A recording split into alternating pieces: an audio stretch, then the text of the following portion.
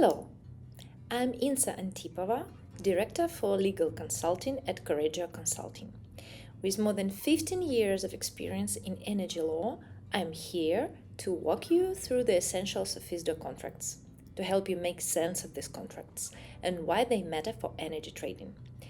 ISDA contracts are a key tool in the world of energy trading. They provide a flexible, widely recognized legal framework for managing financial risks, like price swings or credit exposure or interest rate changes. While EFET contracts are commonly used for physical energy trades, ISDA contracts come into play when you are dealing with financial products, like derivatives or hedging strategies, for example. So, in short, if you are an energy trader working across physical and financial markets, understanding ISDA gives you the full picture and helps you to trade smarter and safer. Since most energy traders are already familiar with the EFET framework, this presentation explains ISDA contract models by comparing them to EFET. This way, we highlight both similarities and key differences, making it easier for you to understand how ISDA fits into your existing knowledge. So, let's start. Both ISDA and EFET are master agreements. What does this mean? Master agreement, in general, is a standard contract used to govern multiple transactions between two parties under one umbrella. Master agreements set out general terms and conditions for all transactions, so they don't need to be renegotiated each time. Master agreements like ISDA and EFET offer several key advantages for energy traders. So what are these advantages? The master agreements provide, first, it's standardization, which means that everyone is on the same page. The parties do know terms and conditions of the master agreements, they negotiate them all the time, and this helps to make negotiations quicker and transactions smoother. The master agreements also offer credit protection. What does it mean? They help manage counterparty risks by setting clear rules for collateral and default. What happens in case of insolvency? Both ISDA and EFET help protect parties even in this case, if it is bankruptcy or insolvency or any similar proceedings. The master agreements allow early termination of all open transactions, without any cherry picking which transactions are beneficial or profitable for the insolvent party, for example. The parties calculate a single net amount, and this helps them to avoid further losses. This final amount is paid in case of termination, and the contract is done. And most importantly, ISDA and EFET provide legal certainty, ensuring that the agreements are enforceable and that everyone knows their rights and obligations. In general, master agreements make trading more secure, efficient, and predictable. How to choose which agreement for each type of transactions? Financial products and physical products in energy trading are quite different. Financial products like derivatives or swaps are based on the value of asset, but no actual physical delivery of energy takes place. Instead, they focus on price movement and financial settlements. On the other hand, physical products involve the actual buying and selling of energy, like electricity, gas, or oil, or any other commodity. And the buyer needs the commodity to be delivered. The ISDA Master Agreement was developed by the International Swaps and Derivatives Association. This is why ISDA initially provides for cash settlements, not for deliveries. In contrast, the EFET Master Agreement was developed by the European Federation of Energy Traders. Currently, it is Energy Traders Europe. And this agreement is designed for physical trading of electricity and gas, meaning the actual delivery of energy, rather than just financial exchange. And it generally doesn't include cash settlement options. Of course, some payments are done under this agreement, but you should always keep in mind that your counterparty wants the commodity to be delivered under EFET. So these templates reflect the different goals of the associations. ISDA focusing on managing financial risks, while EFET supports the physical energy markets. Here's a super simple explanation of physical product and financial product. Physical product provides for delivery of the commodity. In our example, it is gas delivery, which means one party physically delivers a set amount of gas to the other at an agreed location, agreed at an agreed time, and in exchange of payment of a certain price. So that's simple and clear. But what if a seller is worried that gas prices might go up in the future? Or if the buyer is worried that the prices will go down? So they will hedge. Hedging is like buying insurance to protect yourself against big changes in prices. For example, if a company is worried that gas prices might go up in the future, they can make a financial deal, a swap, to lock in a fixed price. A simple financial swap, just like at this slide, is usually linked to the price of an underlying commodity. Here it is gas. And a simple financial swap is just a money deal. So no gas is delivered. Instead, two parties agree to exchange payments. One pays a fixed price, the other pays a floating price, based on market prices like TTF, for example. If the market price goes up, the floating side pays more. If the market price drops, the fixed price side pays more. And due to netting, usually these payment obligations are netted and only one payment happens. So, the physical product is about real gas, while financial product is about hedging price risks with money. Now that we know the difference between financial products and physical products, and now that we know that ISDA should be used for financial products while we use EFET master agreement for our physical deliveries, let's discuss the evolution of EFET templates and ISDA templates. So, their evolution reflects changing needs of the energy market and financial markets. For example, EFET templates were created in response to the growth of the European energy market. The EFET Master Agreement for Power and the EFET Master Agreement for Gas were first developed in early 2000 to create a standard, efficient way to trade physical energy across Europe. Since 2000, both templates have been updated several times to reflect market changes, legal developments, and of course, user feedback. These updates improved clarity, added flexibility, and included new optional clauses, like for netting or for some regulatory needs, helping traders better manage risks and operate across different countries. The current versions of EFET Gas and EFET Power are dated 2007, and of course there are some standard amendments that help to maintain this current version up to the market reality. So, for example, the most recent revision example is the trade restriction clause, or fallback mechanism for interest rate. These are the standard amendments that are usually accepted by all of the market participants. Of course, Energy Traders Europe continue development of EFET framework. For example, they develop numerous EFET annexes for various delivery points and for various types of products, whether this is gas in store or if it is a trading at the virtual trading point.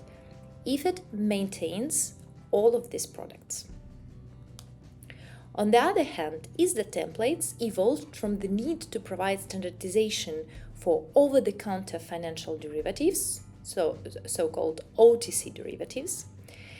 And the first ISDA Master Agreement was introduced back in 1985. This was a foundation for trading financial products like swaps and derivatives. By 1992, the ISDA 1992 Master Agreement was introduced. It addressed credit risks, collateral management, and netting arrangements. And it was also a reflection of growing concerns around counterparty risk. The 2002 ISDA Master Agreement further refined terms, offered more flexibility, provided for a more clear dispute resolution process, and also included some updates on regulatory changes. So this helped provide more legal certainty and clarity in a fast-evolving financial landscape.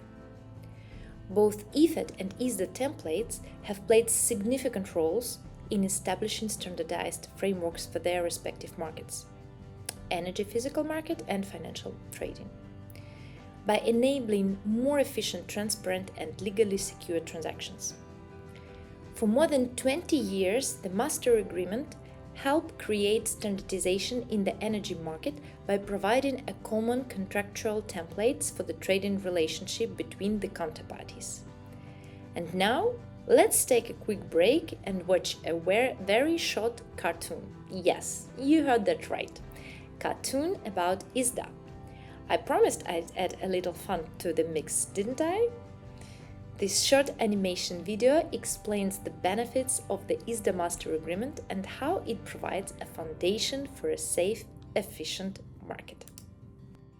The template sets out core contractual terms, such as the definition of a default and the conditions under which a contract can be terminated.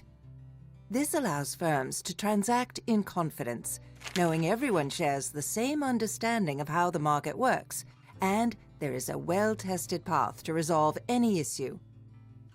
The Master Agreement also allows firms to customize their relationship and include a broad range of transactions.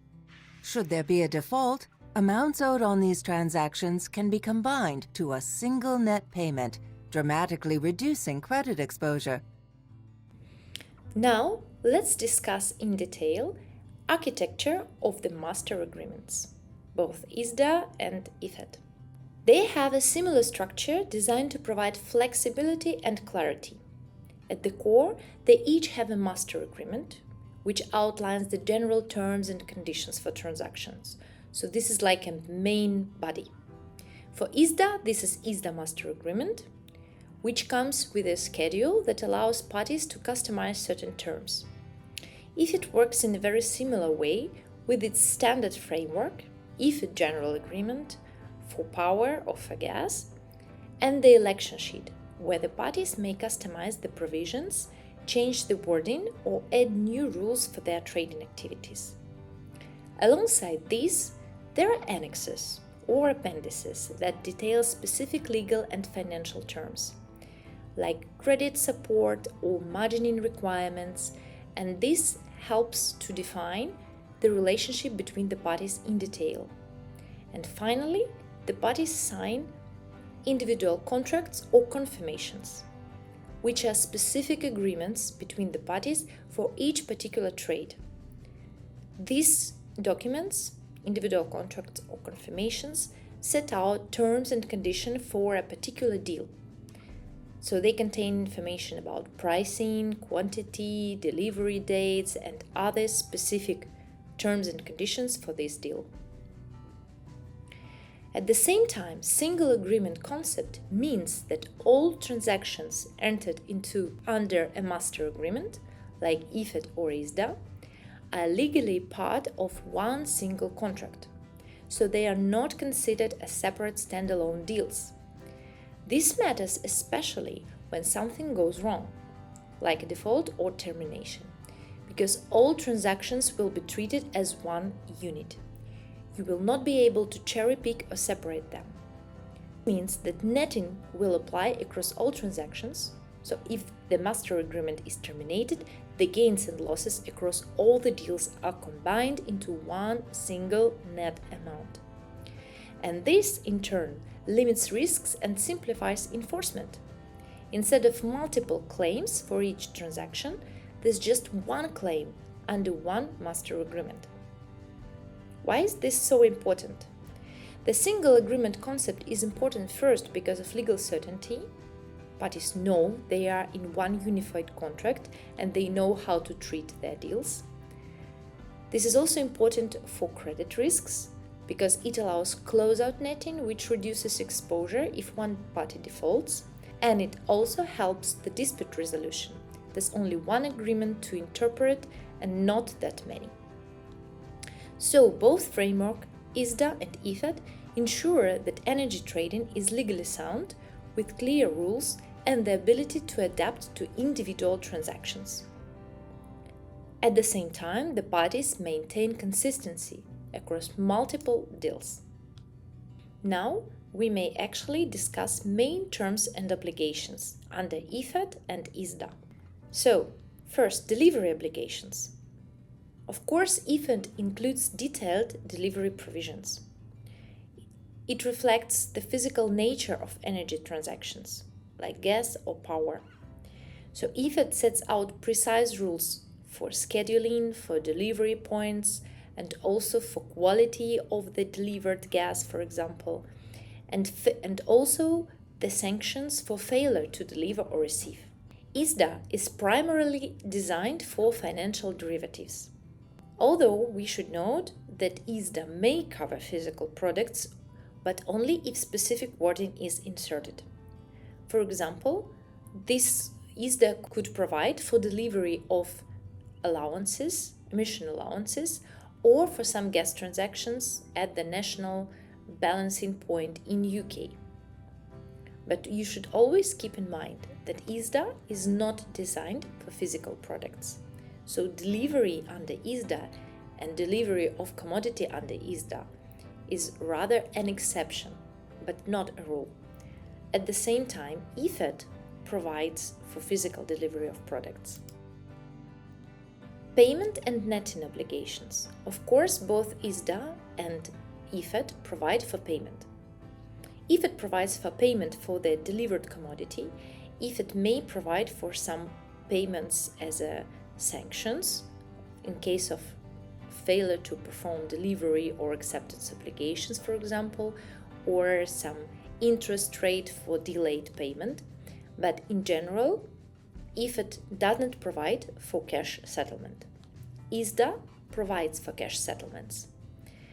Both EFET and ISDA support netting of payments within the same transaction, and also they may provide for cross-transaction netting between different transactions.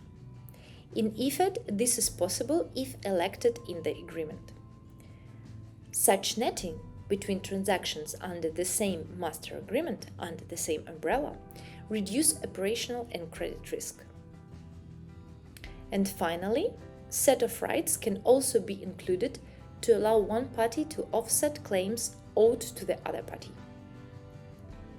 In fact, it is a standard market practice to include in EFET set of wording borrowed from ISDA master agreement. Now most of the counterparties and most of the energy companies accept this wording as a standard and as a standard amendment to their EFET. Finally, let's look at the termination. So, both ISDA and EFET agreements provide for a similar termination mechanism, but the termination events differ under EFET and ISDA. I should note that ISDA has a broader set of termination events. It includes credit events, it includes illegality, it includes tax events, while EFET focuses more on non-performance, such as failure to deliver, and has not that broad list of termination events. In EFET, they are called material reasons. Both agreements include procedures for early termination and settlement of outstanding transactions. Also, both agreements may provide for automatic termination, that we will discuss later. And for both master agreements, it is extremely important to decide if closeout netting will be applicable to your counterparty. Although there are no expressly written closeout netting provisions in the EFET General Agreement, in its text, The relevant legal opinions explain insolvency rules for the relevant jurisdictions, and that's extremely important. ISDA explicitly includes closeout netting provisions, ensuring that all transactions are terminated and netted into a single amount payable in case of termination. EFET does not directly include these clauses, but the concept is supported through the legal opinions. So let's discuss closeout netting in detail. Closeout netting is a process used in both ISDA and EFET contracts to simplify the settlement of outstanding obligations between the parties. Similar to a normal netting, this would mean that payment obligations are netted into a single amount. The only difference is that closeout netting in this case will be applicable to a counterparty which becomes insolvent or liquidated or subject to any other similar proceedings. So, if there is a termination event, closeout netting allows the parties to calculate the net amount owed to each other, rather than settling each individual trade. So instead of paying under each separate trade and the separate value, the outstanding amounts from all transactions are added together and the net balance is paid. So look at the example. For example, if party A owes party B 100 on one transaction, but party B owes party A 70 on another, the risk exposure without closeout netting will be 170. At the same time, if closeout netting is applicable, this would mean that party A only owes party B 30. So, closeout netting helps to reduce the credit exposure. This helps to reduce the amount of money and risk involved in a default scenario. This approach provides efficiency and reduces the financial exposure between the parties. So it is a key tool for managing risk in financial and energy trading. The effectiveness of closeout netting heavily depends on where your counterparty is based, in which jurisdiction. Why? Because each country has its own insolvency laws that say whether netting is enforceable when a company goes bankrupt. So in reality, there are two types of jurisdiction: closeout netting friendly jurisdictions, where closeout netting is fully recognized and protected by law, and non-friendly jurisdictions, where closeout netting may be restricted or not recognized at all due to the applicable insolvency laws. Even more importantly, some jurisdictions are netting friendly only for financial products, like derivatives. But when it comes to physical energy products, like gas or electricity, netting might only be allowed under specific special conditions.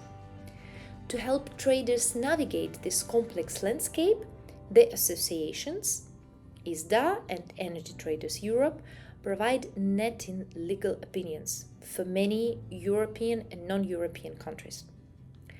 These opinions are quite complex documents. They are often more than 100 pages that explain how netting works in each jurisdiction in case of insolvency, how the insolvency regime differs from one to another, what rules are applicable, and what happens during insolvency. So in reality, these legal opinions explain if you may rely on closeout netting provisions, if it is enforceable under the local laws. So you should think of them as your best friends in risk management, because they help you understand where you are protected, where you might be exposed, and what steps you need to take to safeguard your deals. And now let's look into termination. Of course, when you sign a trading agreement like EFET or ISDA, both parties commit to following the rules. But what if something goes seriously wrong? Then the contract may be terminated, early terminated actually. This means that all open transactions stop and a final amount is calculated to settle the deal. So let's look first what can trigger this early termination under EFET and ISDA. In EFET, these reasons are called material reasons for termination. They are listed in the general agreement. The parties, of course, may add some additional reasons. It's up to them. But standard material reasons under the EFET are: first, non-performance, in case that one party doesn't do what they promised, like not delivering gas or not paying. Second, cross-default and acceleration. So if your counterparty defaults on another financial obligation, you may not want to wait until it defaults under your agreement. You may want to terminate it at all. And such failure can trigger termination under EFET too. Winding up, insolvency. So if your counterparty goes bankrupt, or if it is subject to some insolvency proceedings, or if any liquidation procedure is commenced, or if their assets are frozen by a court, you may also want to terminate the contract. Finally, EFET offers you an option to treat failure to deliver or accept as a material reason for termination. So if you include this option in your EFET, repeated failure to deliver or receive energy can be a valid reason for termination. Finally, misrepresentation. If your counterparty lied or gave you some false information, that could also be a ground to end the contract. There could be some other reasons for termination, for example, long-term force majeure. If something is out of anyone's control, like a natural disaster or war, and it lasts too long, it makes performance impossible for a certain period of time calculated according to EFET rules, this can also lead to termination. So, for example, the similar provisions are provided by EFET power. And finally, and this is also a market practice borrowed by the market participants from ISDA text, default under specified transactions. So if the party defaults on other deals that are defined as specified in EFET, this can affect EFET too. So for example, if you have not only EFET with your counterparty, but you have ISDA with your counterparty, and if there is a default under ISDA, this may also serve as a valid ground for termination of your EFET. In a nutshell, these material reasons are the only reasons for termination of EFET. In ISDA, the situation is a little bit different. Although events of default and termination events both give rise to potential early termination of transactions under ISDA, the termination procedure applying to each other is different. In ISDA, the situation is different. First, ISDA Master Agreement provides for two types of events: events of default and termination events. And although events of default and termination events both give rise to potential early termination of transaction under the ISDA, the termination procedure applying to each is different. Events of default are considered to be events which are group-wide and where a party is at least to some extent culpable. So this is more equivalent to a material reason under EFET. An event of default provides for a speedy termination of the non-defaulting party to terminate the ISDA as soon as possible. Termination events, at the same time, are considered to be events which may be capable of resolution by transfer and over which the affected party has less or no control at all. So it is important to note which party is to be treated as the affected party and which transactions are to be treated as affected transactions. So, for example, events of default under ISDA may include failure to pay or deliver, breach of agreement, default of credit support, misrepresentation, cross-default, default under specified transactions, which is similar to EFET, insolvency, and some other events of default. At the same time, termination events include various events which are not necessarily a breach but still allow for ending the contract. This could be illegality. So this happens when transaction becomes illegal due to change in law or regulation. This could be force majeure, when something outside anyone's control, like natural disaster or war, makes performance completely impossible for the parties. This could be tax event, a new tax law which changes the economics of the deal. One party now has to pay a tax they didn't expect and the parties do not want to continue. And finally, credit event upon merger.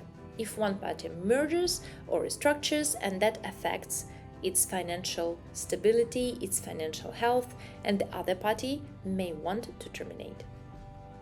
Sometimes, the parties may wish to include some additional termination events in their ISDA. This could be the credit requirements, like change in control, credit rating downgrade, or some other. At this point of time, you may think, okay, I have seen something like that in EFET. That's true. Change in control or change in ownership, credit rating downgrade, decline in tangible net worth, for example. These are the concepts also used in EFET, but used as material adverse changes. So they are used mostly by the counterparties to define the situation, the circumstances in which they are required to ask for performance assurance, for additional credit support, or to take any specific measures. In ISDA, they are treated as additional termination events. So this is one of the main and interesting differences between these two master agreements. Both EFET and ISDA master agreement provide for automatic early termination.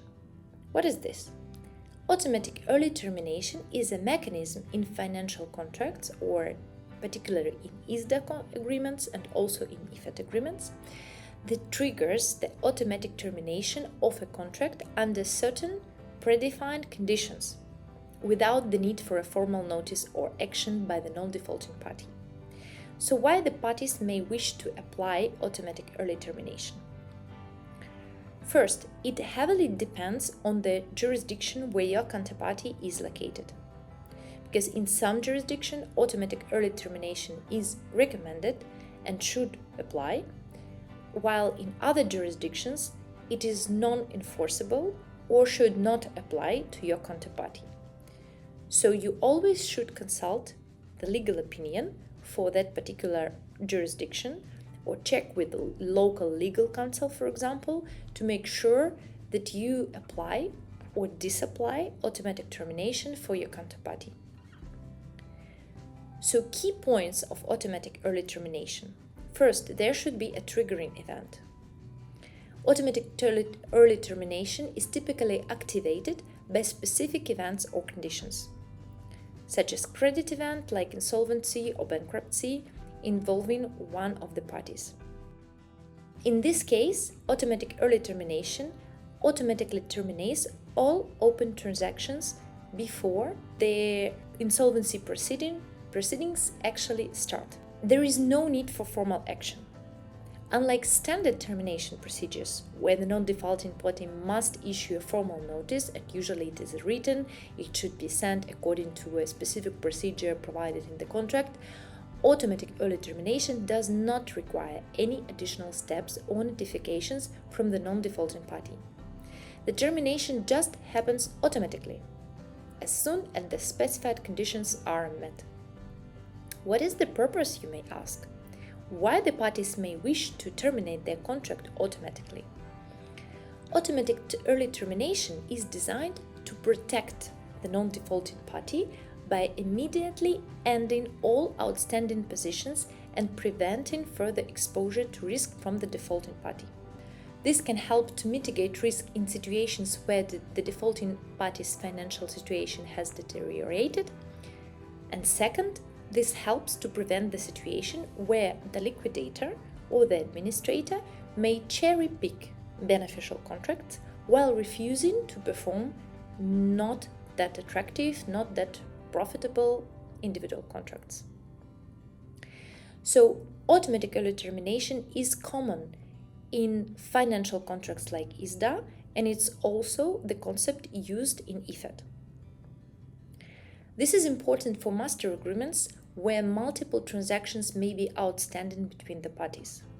So if one party defaults, automatic early termination ensures that the termination process is streamlined and there is no ongoing risk exposure to the defaulting party. So actually, after automatic early termination starts, the termination amounts are calculated. And typically, this is using closeout netting, if it is enforceable and applicable, of course. This means that the values of all outstanding trades are netted against each other, and the net amount owed by one party to the other is determined. So, in essence, automatic early termination helps parties to exit an agreement swiftly and with clarity when critical events trigger a default, and this helps the counterparties to limit potential risks and provide legal certainty in such situations. Now let's discuss calculation of the termination amount. Both EFET and ISDA include mechanisms to determine the termination amount after early termination. In EFET contracts, the calculation of the termination amount is generally straightforward, based on the settlement amount of each individual contract. So think of it like this. The terminating party looks at all the open trades. For each trade, the terminating party calculates the settlement amount. The formula for calculation of the settlement amount is gains minus losses and minus costs. So gains, this is what the terminating party would make by replacing the deal in the market.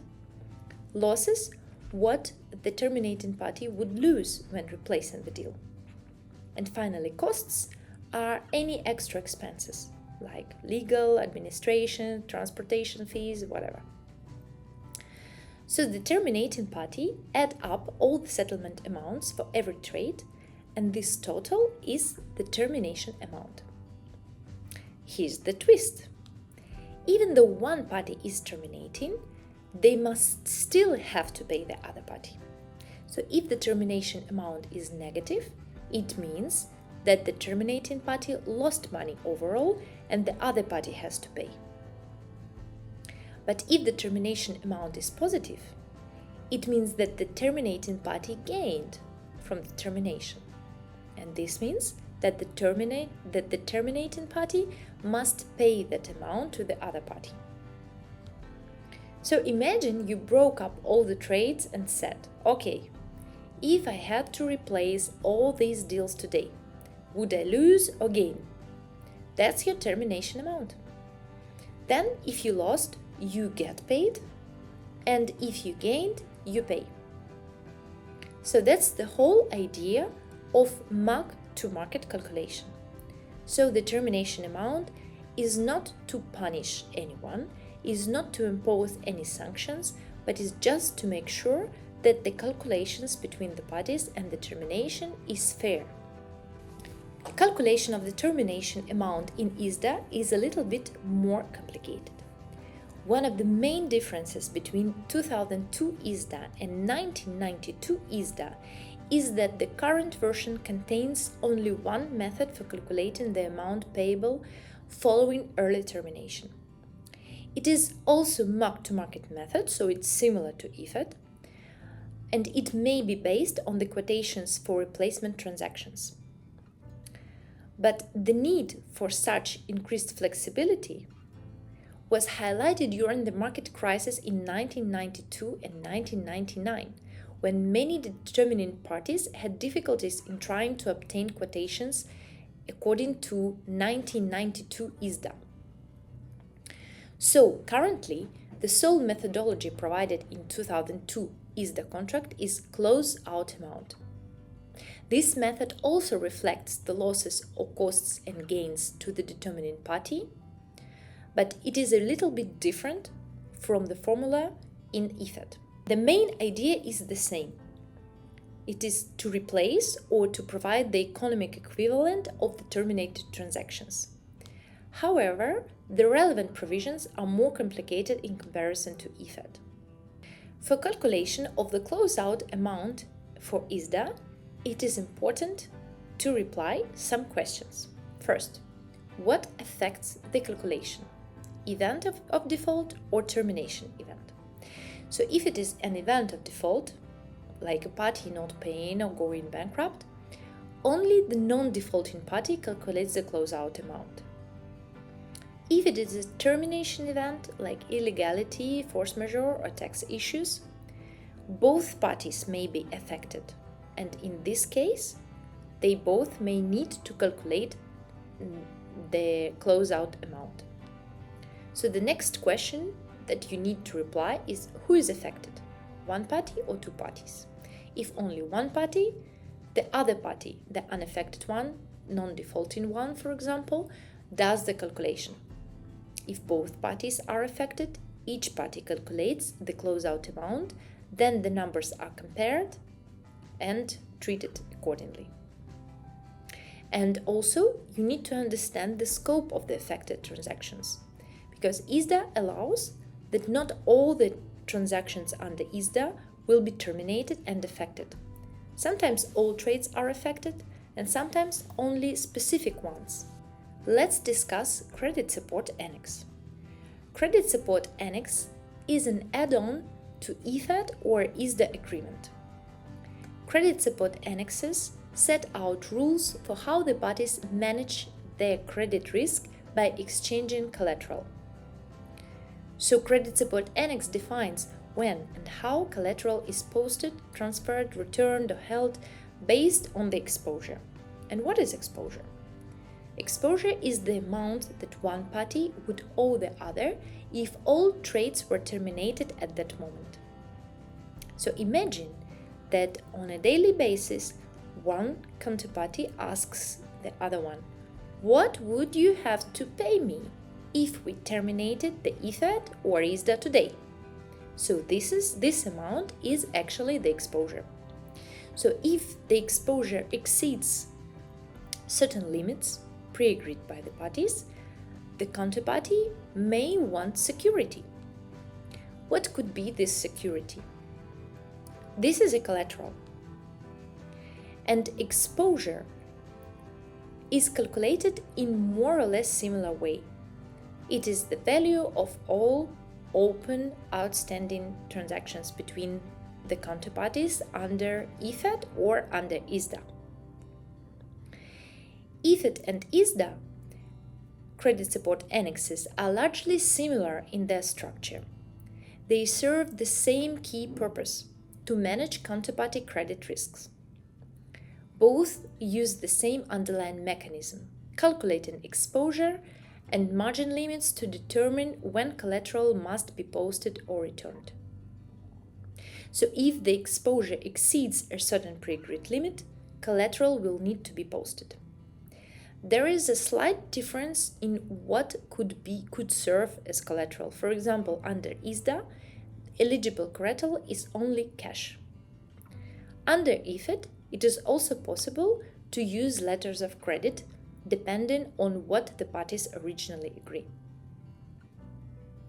For credit support annex, it is also very important to define if closeout netting is enforceable in the jurisdiction of your counterparty. If you will be able to net all the outstanding transactions in case of insolvency or bankruptcy.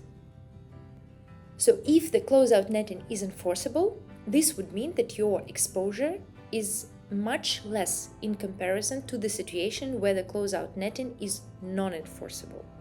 So again, we come back to the best friends of any energy traders, legal opinions. Finally, Let's discuss how EFET and ISDA negotiations are conducted in reality. Negotiations of ISDA and EFET agreements typically follow a similar process. They are led by the legal department, which acts as the main point of contact with the counterparty. So the legal team coordinates internally, collecting input from other departments such as credit, trading, or operations. They provide this feedback to the counterparty. They lead the negotiations. The external consultants often play a key supporting role, offering expert legal advice. So they assess whether proposed terms align with market practice, what is suggested, and what is offered by the counterparty, and if there could be any practical solutions to any outstanding disputes or negotiations. Involvement of external legal consultants helps to ensure that the final agreement is both commercially balanced and legally sound. In conclusion, while ISDA and EFET agreements are both essential tools in energy and financial markets, they serve distinct purposes due to the differences in the products they govern. So ISDA for financial transactions and EFET for physical energy trading. Beyond this key distinction, there are several other notable differences. First, risk management and hedging. ISDA agreements may offer more sophisticated mechanisms for managing financial risks, while EFET agreements focus on managing the delivery and physical supply risks. At the same time, ISDA agreements are typically more complex, while EFET agreements are more straightforward in their drafting. Both these agreements are quite easy to negotiate due to their standard templates and due to their overall familiarity with their provisions. So the parties know what they negotiate, they are familiar with their rights and obligations, and it is quite easy to negotiate. A lot of companies, a lot of market players also develop their own standard templates of EFET and ISDA agreements.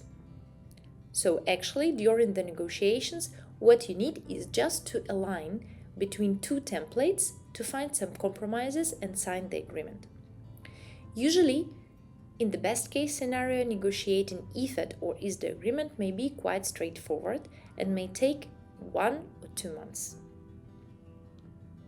ISDA is commonly used by financial institutions, investment banks, and large corporations dealing with derivatives and hedging strategies. On the other hand, EFET is more commonly used by energy producers, suppliers, and traders dealing with physical energy contracts. But we should say that more and more banks and financial institutions are also interested in physical market, and they sign more and more EFETs, while more and more physical traders prefer to hedge their risks and to sign ISDAs. While both ISDA and EFET agreements include master agreements with annexes and confirmations, ISDA agreements may require more elaborate documentation due to the diversity of financial products involved. EFET agreements are more simple. They focus more on operational terms related to energy deliveries. And finally, regulatory considerations. ISDA transactions involve derivatives like interest rate swaps, foreign exchange, credit default swaps, products that are closely monitored by financial regulators. ISDA agreements are primarily used in financial markets, and these markets are traditionally subject to much more strict rules under frameworks like EMIR or MiFID. As a result, financial products require reporting, clearing, and risk mitigation techniques. And ISDA documentation often needs to align with these regulatory requirements. In contrast, EFET is mainly used for physical energy trading, which is typically less regulated from a financial supervision perspective and much more focused on commercial delivery obligations. So ultimately, both ISDA and EFET agreements are extremely important in their respective domains. Understanding the differences between them can help ensure that businesses are properly equipped to manage their trading relationship. Whether dealing with financial instrument or physical energy products, you may need to understand deeply and profoundly ISDA and EFET framework.